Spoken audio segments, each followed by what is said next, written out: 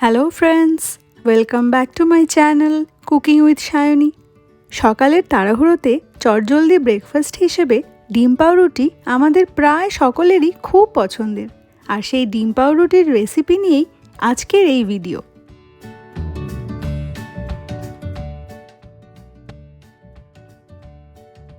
ডিম পাউরুটি বানানোর জন্য একটা মিক্সিং বোলে নিয়ে নিয়েছি 3টে ডিম। এরপর একটা কাঁটা চামচের সাহায্যে খুব ভালো করে বিট করে নিচ্ছি। অ্যাড করে দিলাম 1/3 কাপ কুচনো পেঁয়াজ, 1 টেবিল স্পুন কাঁচা পাকা লঙ্কা কুচি, 1 টেবিল স্পুন স্প্রিং অনিয়নের গ্রিন পার্ট। এটা স্কিপ করতেও পারেন, তবে স্প্রিং অনিয়নের একটা সুন্দর ফ্লেভার থাকে যেটা আমার খুব পছন্দের। অ্যাড করে দিয়েছি 1 টিস্পুন চিলি ফ্লেক্স এবং স্বাদ অনুসারে লবণ। এখানে গাজর কুচি, ক্যাপসিকাম কুচি অথবা আপনার পছন্দের অন্য যে কোনো ভেজিটেবলস অ্যাড অন করতেই পারেন। সব কিছুকে আরও একবার ভালো করে মিক্স করে নিচ্ছি।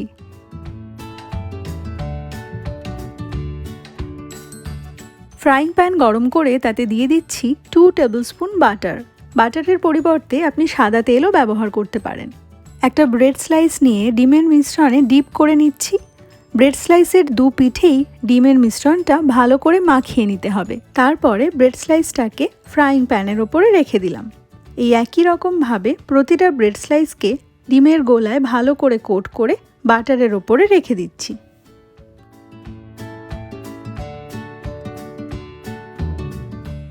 সামান্য একটু ডিমের মিশ্রণ নিয়ে ব্রেড স্লাইসের ওপরে এইভাবে স্প্রেড করে দিচ্ছি, যাতে করে টেস্টটা আরও বেড়ে যায়।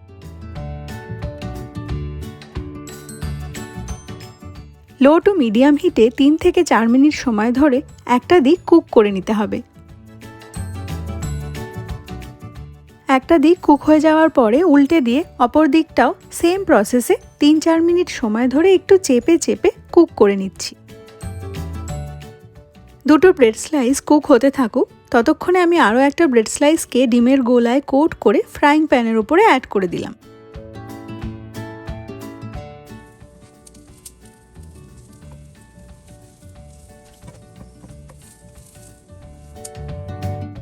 আগের দুটো ব্রেড স্লাইস এখন সম্পূর্ণ রেডি হয়ে গেছে।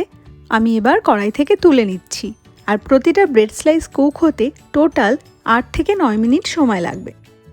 তাহলে দেখতেই পেলেন কত সিম্পল প্রসেসে সকালের ব্রেকফাস্টের জন্য দারুণ একটা আইটেম তৈরি করে ফেলা যায়। ডিম পাউরুটি যদি এখনও ট্রাই না করে থাকেন তাহলে আজই বানিয়ে ফেলুন।